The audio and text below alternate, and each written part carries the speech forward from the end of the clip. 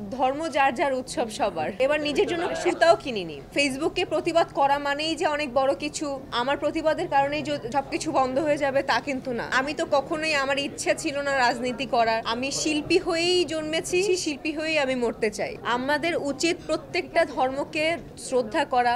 পুজোর প্রিপারেশন আসলে আমি এইবার আসলে আমার নেওয়ার কোনো চিন্তা ভাবনাই ছিল না, কারণ সবাই জানে যে আমার মা আমার সাথে নেই এবং মা মারা গিয়েছে 6 মাস হতে চলছে।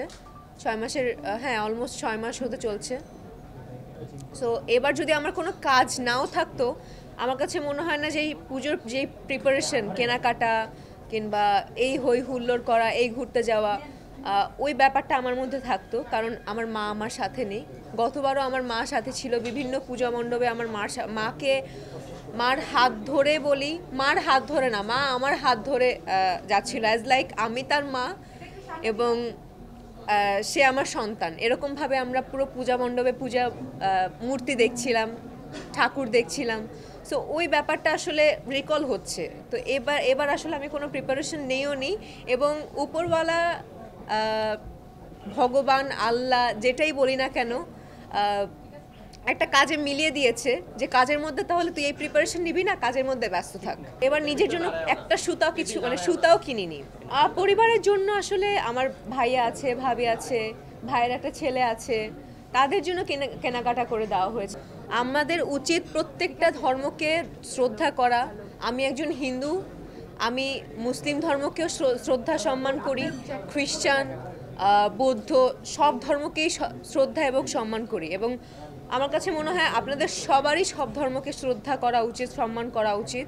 সো ওই ব্যাপারে আমি কিছু বলবো না। ধর্ম যার যার উৎসব সবার। আমি প্রতিবাদ আসলে আমার চোখে আসলে ওরকমভাবে পড়েনি, বাট আমি সবসময় সত্যের পক্ষে থাকি, ভালোর পক্ষে থাকি। আমি এখনই বলবো, এখন সবাইকে বলবো, এবং আমি ইদানিং ধরে আমি ফেসবুকে একটু কম অ্যাক্টিভ। ফেসবুকে প্রতিবাদ করা মানেই যে অনেক বড় কিছু কিংবা আমার প্রতিবাদের কারণেই যে সব কিছু বন্ধ হয়ে যাবে তা কিন্তু না। বাট আমি মন থেকে চাই যে প্রত্যেকের জায়গা থেকে ভালোটাকে সাপোর্ট করুক, কোনো খারাপ কিছুকে আসলে সাপোর্ট না করাটাই উচিত আমার কাছে মনে হয়। আর আমি সবসময় সত্যের পক্ষে আছি, থাকবো, সারা জীবনই থাকবো।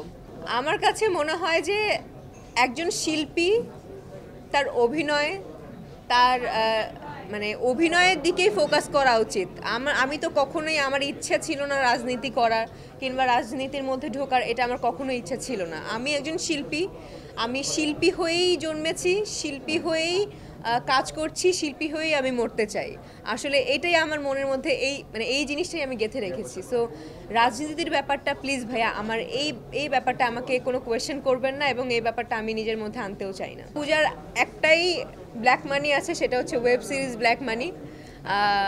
আর ডেফিনেটলি নতুন পূজাকে আপনারা দেখতে পাবেন, যাকে আসলে আমি নিজেই দেখিনি, এবং আপনারা অন্য কোনো সিনেমাতেও ওরকম লুকে দেখেননি, ওরকম ক্যারেক্টারও দেখেননি। লাস্টে আমার ক্যারেক্টারের কথা শুনে আমি না নিজেই অবাক হয়ে গেছি, আমার মুখটা হা হয়ে গেছিলো যে এই ক্যারেক্টার আমি করব, এই ক্যারেক্টার কি আমাকে দিয়ে সম্ভব হবে?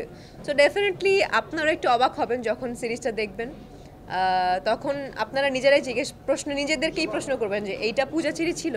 সো ডেফিনেটলি নতুনভাবে পূজাকে দেখা যাবে।